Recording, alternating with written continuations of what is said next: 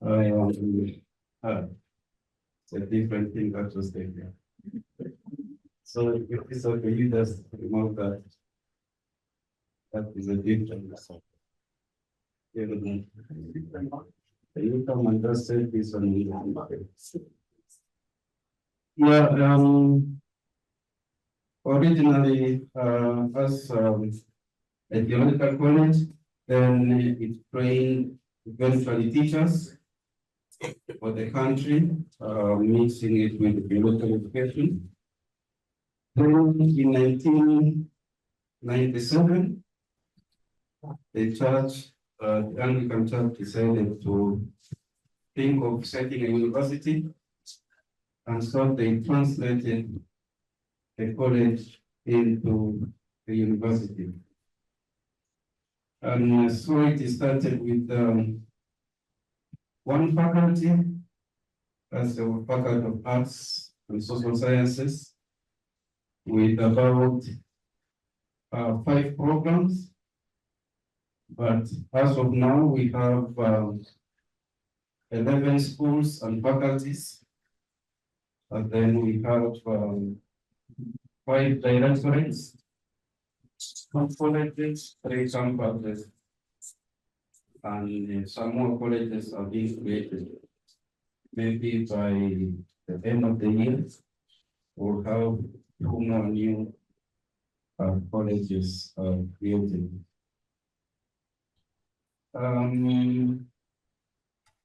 The maternal program at UCU started maybe by accident, but maybe it was God's design. One of the members of the faculty was in Nairobi, and I think there was a meeting at Calvary or somewhere. And after this meeting, he went back and said there's something good that I met in Nairobi. So I think we could have it also around here. Then that time the dean was Paul Olivia, as he's now a vice chancellor of another university. So he put us together and then he said, let us write. So I think they got in touch with me. Then 2013, we posted the commission. And after that, we were sent around to run around and see how we come up with the curriculum. And we got readily from him and other colleagues. And then we put them together, the ideas together. We added the college-specific, university-specific course units. And we submitted it for accreditation. It was accredited as a course of itself, a Master of Arts in Theology and Transformational Urban Leadership. So when the program started, it excited many people, though few responded. The challenge that we have is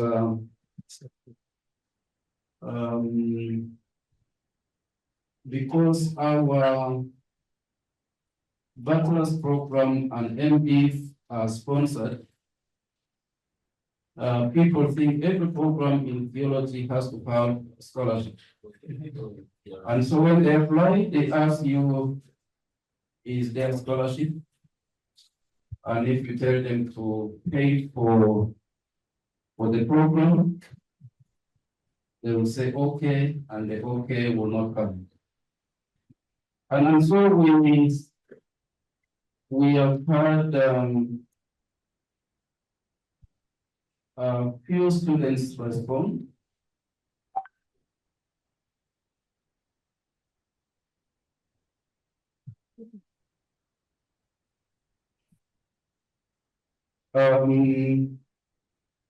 Out of the few students, we have graduated 2 students with the Master of Arts in Theology and Transformational Urban Leadership.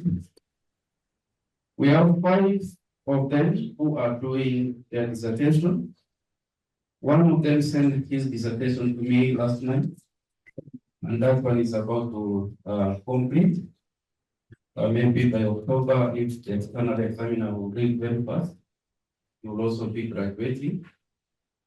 And out of the two who have graduated, one of them has now been admitted for a PhD program.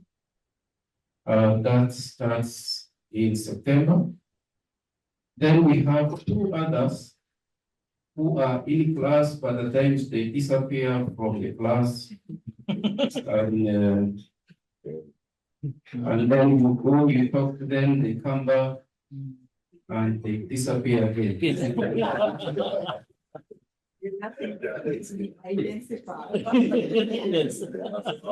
Recently, the board say we are repentant sinners. We want to come and we shut ourselves and finish. I say come, but they're still coming. So that is the people we have. The program that we run after our main challenge that came after COVID was that the university restructured the program and they required that. That's the word. Yes, it's okay. I'll share with you. They require for a postgraduate program to run, you have to have 10 students in class. And the applicants for mature program, we could at times receive 1, 2, or 3. And because the requirement is now 10 students, you cannot get these people admitted. Then the School of Theology thought otherwise. Okay, now let us call this program.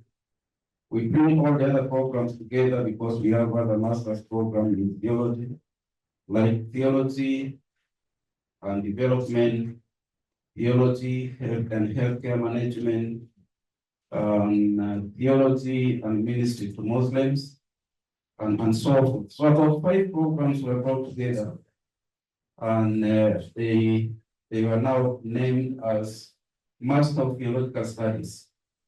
But within this masters, there are tracks.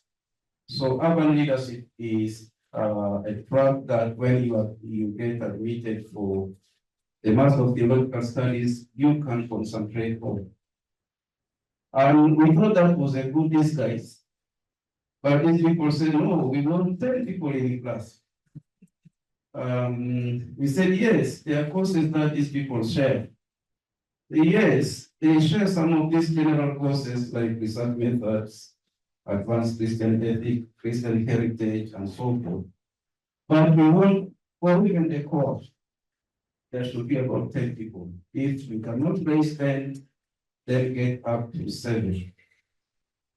And those people who have applied to do the program will not be admitted because of the stringent requirement for admitting students.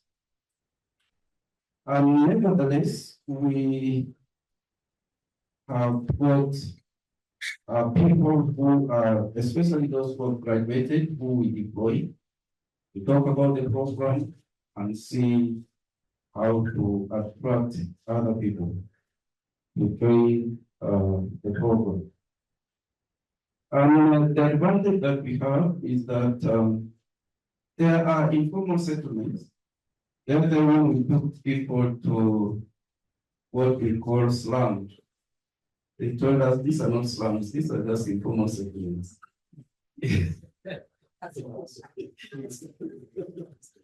So, but for us, we look at those places as slums.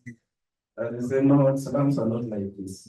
Because I was in Manila, I saw 7 places which are different from what we have in comparison. Then we have the lecturers who are there. We have the program that is accredited. And all our postgraduate programs run online.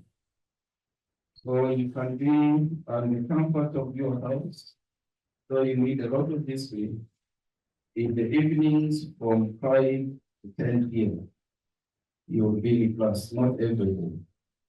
Because the mature program initially we plan to have it as a full-time program running from Monday to Wednesday in class.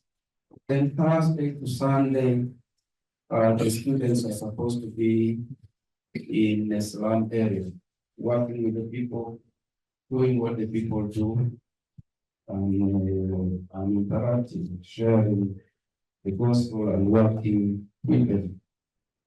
And then the challenges that we have, the number of required for admission, and as I say, students are asking, the applicants are first asking for scholarship before they commit to study. The curriculum, apart from the other courses, that course units that run in other places, we have also recently the National Council for Higher Education also told us for you to run a master's program, you need to do both qualitative and quantitative research. But we were able to tell them we are doing 2 in 1, and they accepted. So we have theological research methods, Christian heritage, leadership in urban movement, biblical theology in urban context, contextual and global theology. That is year 1, semester 1, then year 1, semester 2. We have biblical interpretation, African Christian theological methods, primary health care, advocacy, and urban movement, urban environment. Then the gospel and the poor. And we have entrepreneurship leadership, entrepreneurial leadership, and the community and community transformation.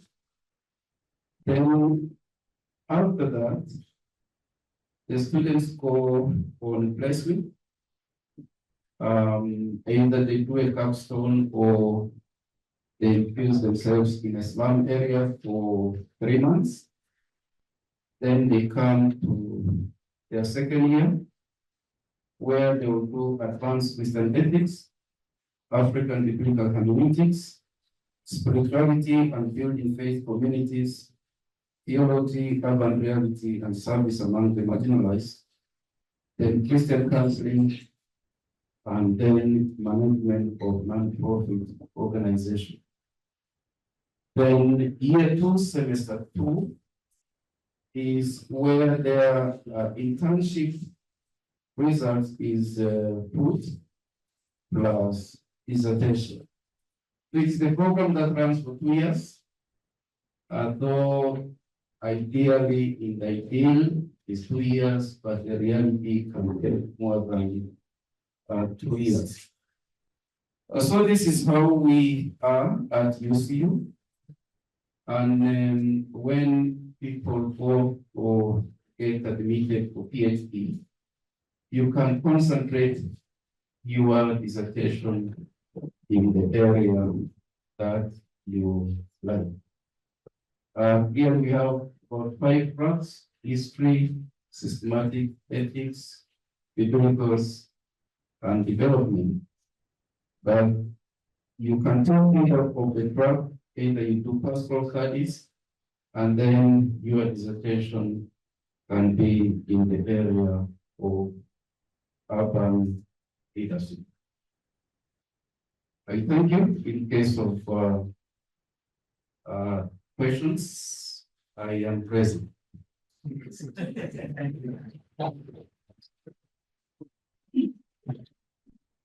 Yeah, please. Thank you, Dr. Omana. This question is both for you and also Uncle Viv. My question is, can a program like yours also be called a mature program? In other words, what is the distinctive that makes a mature program mature? If all these programs are somewhat contextualized to the local needs and requirements and accreditation and so on and so forth. In other words, what makes them mature if they're somewhat different? Yeah, as I said, The first program that we developed was specific. It was a standalone program. It was a Master of Arts in Theology and Transformational Urban Leadership. We wanted to call it directly Master of Arts in Transformational Urban Leadership, but the business people wanted to take it away. So we had to put theology, so as to customize it in theology. Because the business people say, no, if it is like that, then it belongs to business. But we say, no, ours is theology and transformational urban leadership. And then now the second name came because they wanted to kill it. We said, you're not going to kill it. We'll generalize and then specify. So we generalize as Master of Theological Studies, but you come and do transformational urban leadership. Yeah.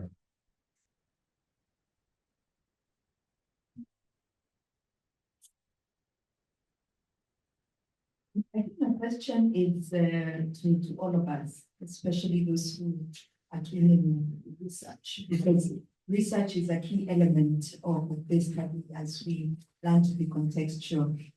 How do we make our research not to lean too much onto the social science, but also bring in biblical spirituality within the research and theology? Yeah.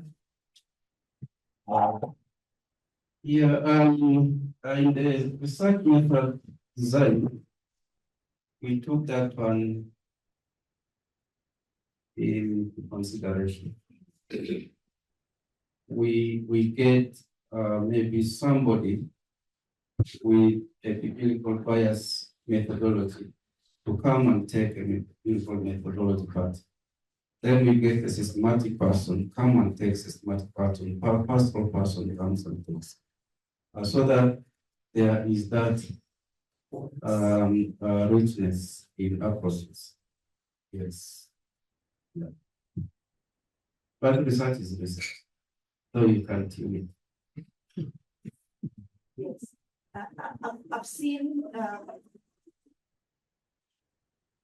I've seen universities demanding that at least you have to have a chapter within your research that brings out the biblical aspect or the theological aspect towards what you're seeing, the reflection that you're seeing within your communities.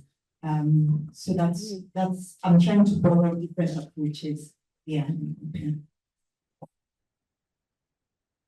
Yeah, for our researchers, if you do a study, you need to have a chapter in either biblical reflection or theological reflection, so that it becomes such. And though there are some people who, when they do biblical approach, they say, no, we don't need to have a reflection. And there are those who, when they think their dissertation is purely theological, they say, no, we don't need a reflection, because the reflection is embedded within. Yeah.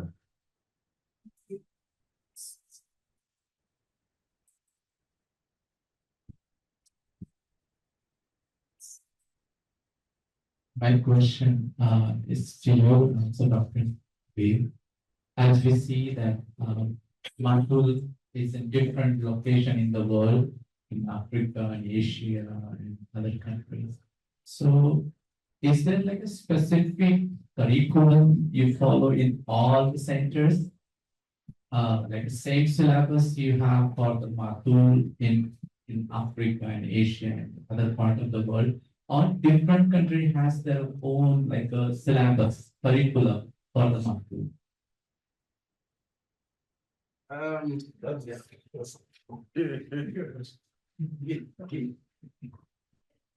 Yes, at the start of my presentation, I say we customize what is already existing. If you look at the course units, they are almost the same everywhere. But because for us, we had to combine certain course units into one. Either two course units like one so that we don't lose any of them. But ideally, they cut across. That's why we are in the different centers.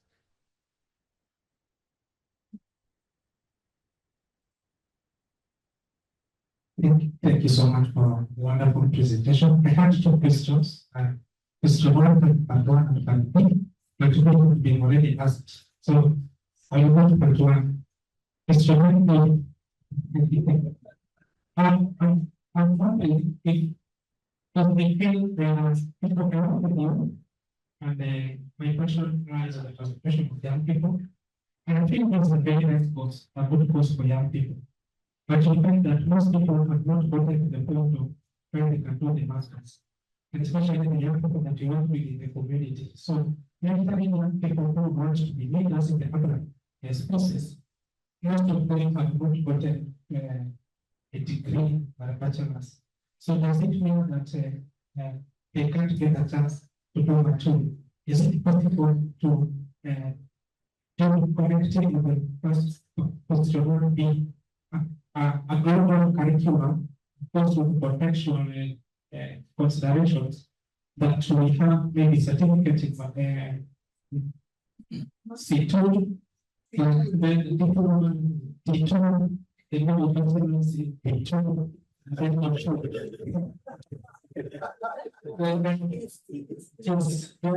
So we have much of potential. And the second question is,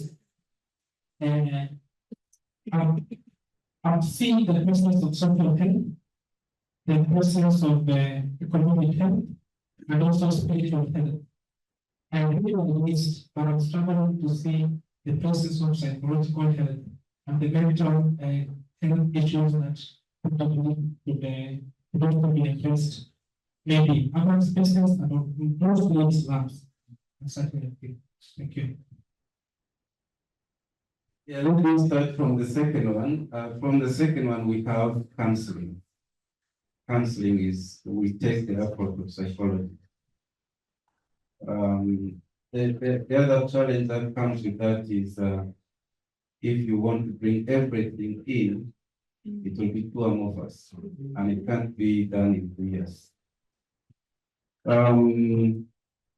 For the certificate, and we were planning the grassroots programs, but we started thinking of first equipping some people who can run such programs.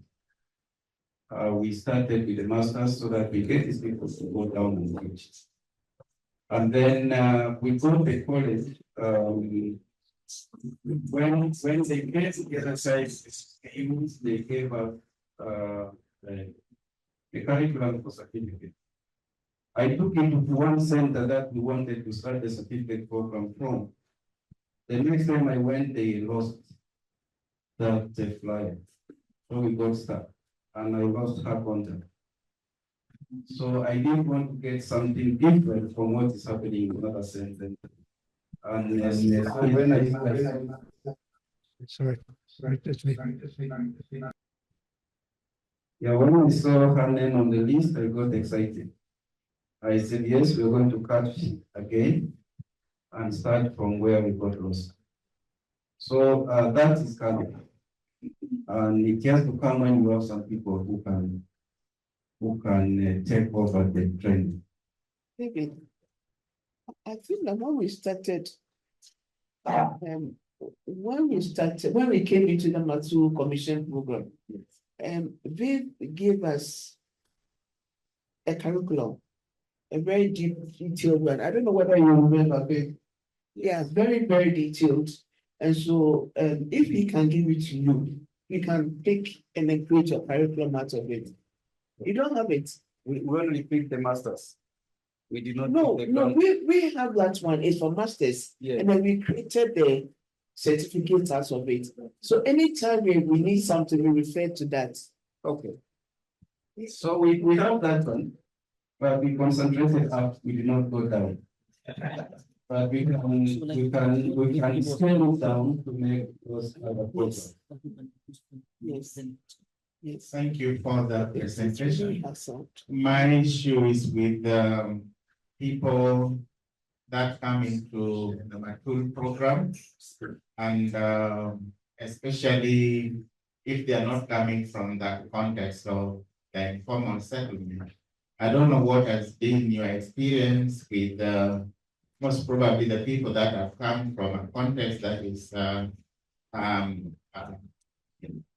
non-formal, and then probably you take them to the slums to do their practicals for 3 months. I don't know what has been your experience. Do they stay in the slum, or after the practical, they are happy to leave the slum? Yeah, these church ministers who serve in urban areas, in their congregation, there is a slum part of the. So when they put such people to be the one to come, so as to keep them reach out those people. And they come knowing what they're saying. And when we send them to their for their practical, they go without complaint.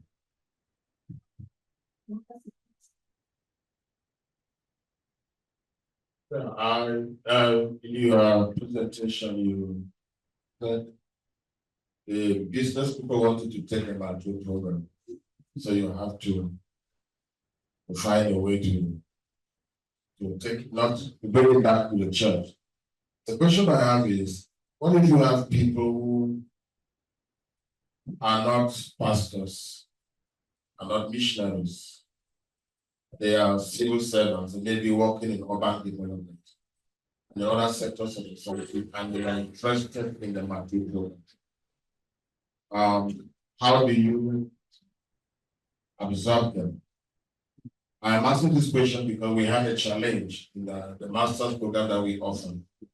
We partner with an institution that at the beginning gave us the impression that they had accreditation. So UNDP sent their staff be trained to do the master's program of at 12th graduation, we realized that they did not have accreditation. Now they have to run to Central Africa to partner with FATEC, and the students revolted. They are professionals. They were not coming for a technical degree. They were coming to do the course, to learn what they have to learn.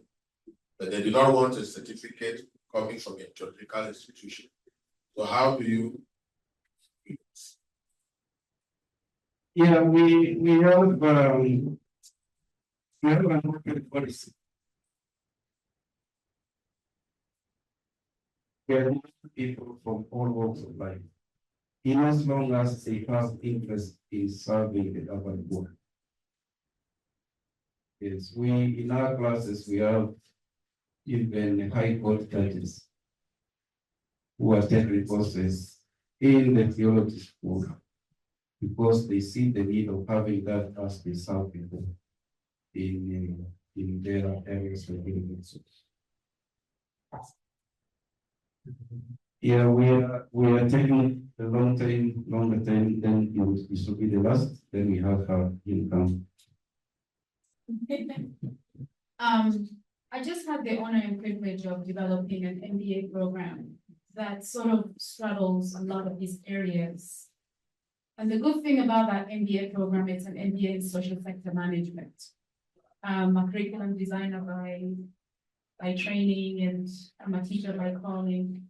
And so the good thing about that particular MBA is that it speaks to that kind of population that's looking for a credential that is universally recognized in the business world. And I can understand why some business people were interested in that program because of the urban leadership piece, right?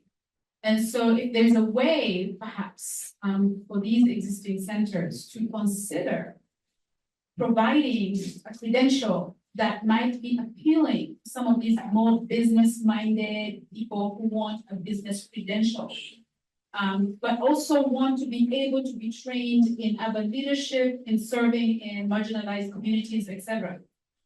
Such a curriculum would be able to answer those questions. Okay, I'll give you the microphone when you come up front.